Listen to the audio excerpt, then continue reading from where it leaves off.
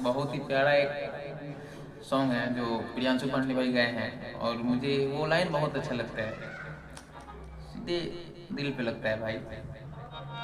तो आइए, मैं आज फर्स्ट बार हारमोनियम पे कुछ दो लाइन गुनगुनाए को सुनाते हैं हम आपको। ऐसे हारमोनियम बजाने आता नहीं है मुझे, बस स्केल पकड़ के थोड़ा सा प्रयास करेंगे।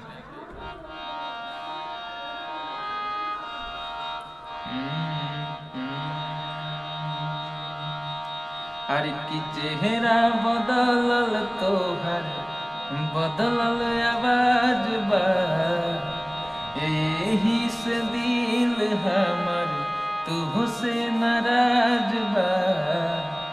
हाँ, चेहरा बदलल तोहर, बदलल आवाज बा, यही से दिल हमर तुहसे नाराज बा। तो एक दिन रोवे पड़ी लाचार जान तू हो खबू, हो एक दिन रोवे पड़ी लाचार जान तू हो खबू।